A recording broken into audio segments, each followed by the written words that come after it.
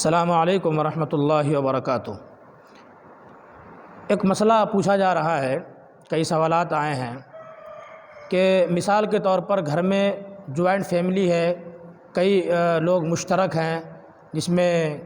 والد بھی ہیں، بھائی بہن ہیں، ماں وغیرہ سب مشترک ہے، جوائنٹ فیملی میں ہیں، اور کام کر کے بھائی وغیرہ سبھی والد کو ہی دیتے ہیں، اور بہن بھی ہے والد کے تھرو ہیں، والدہ بھی والد کے تھرو ہیں، اور والد صاحب ہی پورے گھر کے ذمہ دار ہیں۔ بچے کام کرتے ہیں، لڑکے کام کرتے ہیں، لیکن پیسہ لا کر کے والد کو ہی دے دیتے ہیں۔ یعنی کسی کی ملکیت میں، اپنے پاس کسی کے پاس بھی فرداً اتنا مال نہیں ہے جو نصاب کو پہنچ سکے، وہ اتنے مال کا مالک نہیں ہے کہ جو مال نصاب کے بقدر ہو، یعنی 52.5 تولہ چاندی کے بقدر ہو۔ نصاب کی تفصیل ہم نے پہلے ویڈیو میں بتا دی ہے، وہ وہاں جا کر کے دیکھ سکتے ہیں۔ تو اگر والد ہی کاروبار کو سنبھالتے ہیں، والد ہی اصل مالک ہیں، اور بچے اپنی کمائی والد کو ہی دیتے ہیں، وہی اصل ذمہ دار ہیں،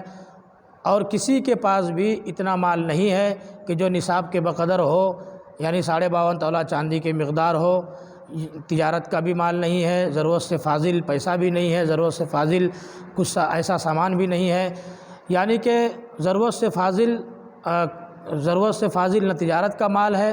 نہ وہ سامان ہے کہ جس کی قیمت اگر لگائی جائے تو اس کی قیمت مشترک طور پر سب کو ملا کر کے بھی نصاب کے بقدر پہنچ سکے، یا کوئی ایسا سامان ہے کہ جو اکیلے نصاب کے بقدر ہو۔ کسی کی ملکیت میں فرداً تنہا کسی کی ملکیت میں اتنا مال نہیں ہے جو نصاب کے بقدر ہو، صرف والد صاحب کی ملکیت میں ہے اور وہی ذمہ دار ہیں اتنے مال کے، وہی صاحب نصاب ہیں۔ تو پھر یہاں مسئلہ یہ ہے کہ انہی کے اوپر قربانی واجب ہے۔ اگر وہ قربانی کریں اپنی طرف سے تو ان کا وجوب، ان کے ذمے سے وجوب ساقط ہو جائے گا۔ یہاں پر فرداً کسی کے اوپر قربانی واجب نہیں ہے۔ اور اگر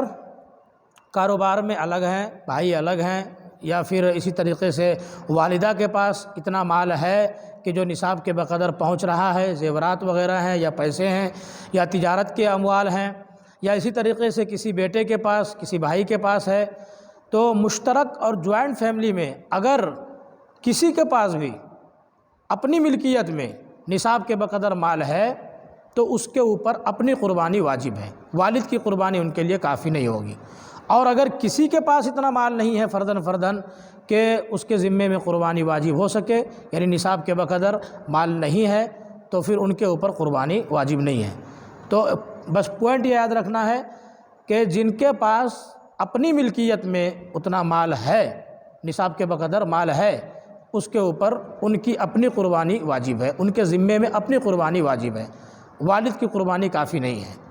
اور اگر کسی کے پاس نہیں ہے